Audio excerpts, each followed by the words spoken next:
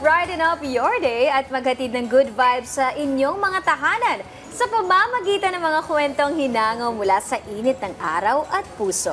Samahan niyo kami at pag-usapan natin ang mga shining stories na trending online dito lamang sa Sunshine Stories.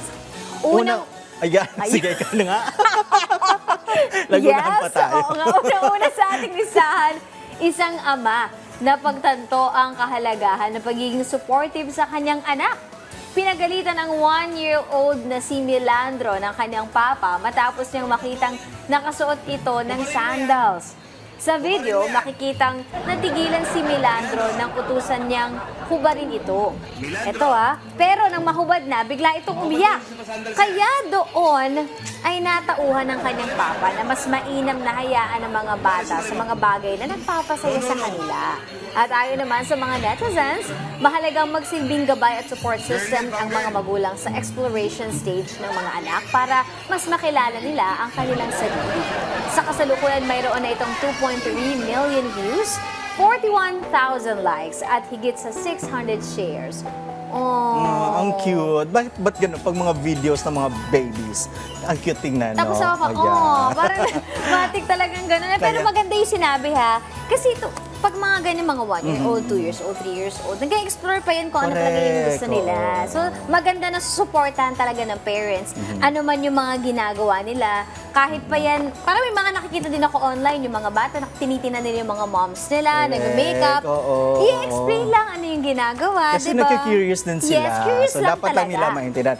At mula sa bata, ito naman, Leslie, isang aso. Ay! Na tumakas, nasaktan, at nagsisi. Oh my God, ano ba to?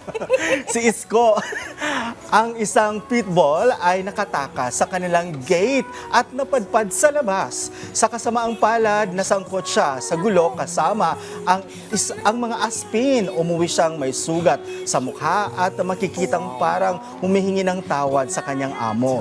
Maraming netizens ang napahanga sa video, lalo na't pinatunayan ni Isko na kahit pitbull siya, mabait ang kanilang breed at hindi dapat may stereotype na agresibo. Sa kasalukuyan, ang video ni Isko ay may 147k views, 5.2k likes at mahigit 50 shares. Uy, nakakawa naman!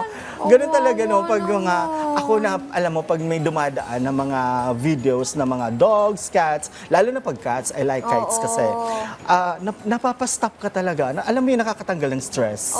At saka yung naawa naman ako sa kanya. Kasi ang mga pitbull talaga, malambing pa rin yan eh. Ano lang sila, very protective lang sa kanilang mga mga amo. Ayan na, yun na pala yun. That's it for our heartwarming, shining stories for today.